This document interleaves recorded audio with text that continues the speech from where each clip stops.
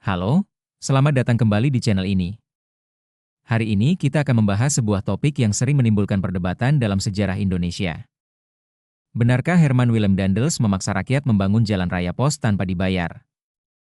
Mari kita ungkap faktanya berdasarkan sumber-sumber sejarah terpercaya. Siapa Daendels dan apa tujuannya? Herman Willem Daendels adalah Gubernur Jenderal Hindia Belanda yang menjabat antara tahun 1808 hingga 1811. Ia ditugaskan oleh Napoleon Bonaparte untuk memperkuat pertahanan Jawa dari ancaman Inggris. Salah satu proyek utamanya adalah membangun jalan raya pos dari Anyer hingga Panarukan, sepanjang lebih dari 1.000 kilometer. Tujuan jalan ini sangat strategis, mempercepat mobilisasi militer dan komunikasi antar daerah. Apakah rakyat dipaksa? Selama ini, banyak yang percaya bahwa proyek ini dibangun dengan kerja paksa atau rodi. Namun, berdasarkan dokumen sejarah dari Belanda dan beberapa peneliti, ternyata tidak semua pekerja dipaksa. Sebagian besar pekerja dibayar, meskipun dengan upah yang rendah.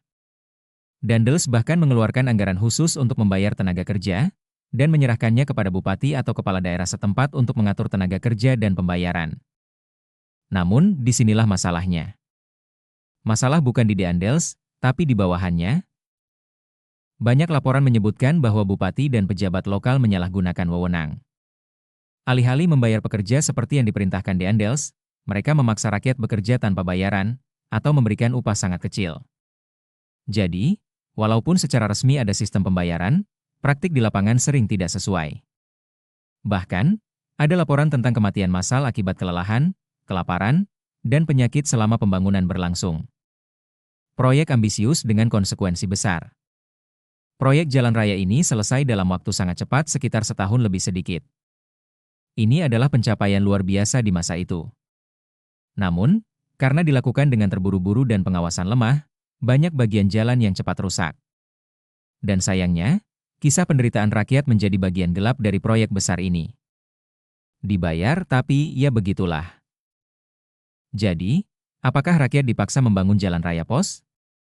Faktanya, Daendels memang menganggarkan dan memerintahkan pembayaran kepada para pekerja. Namun kenyataannya, di banyak daerah, pekerja tidak mendapatkan hak mereka karena sistem yang korup dan pelaksanaan yang tidak diawasi dengan baik. Inilah yang membuat sebagian orang tetap menyebut proyek ini sebagai bentuk kerja paksa. Sejarah memang tidak hitam putih. Daendels bukan sepenuhnya pahlawan, tapi juga bukan sepenuhnya penindas. Yang jelas, kisah ini mengajarkan kita pentingnya pengawasan, keadilan, dan kepemimpinan yang jujur. Kalau menurut kalian, apakah Daendels patut dikenang sebagai pelopor pembangunan atau tokoh yang penuh kontroversi? Tulis komentar kalian di bawah ya. Jangan lupa like, subscribe, dan aktifkan loncengnya untuk video sejarah menarik lainnya. Sampai jumpa.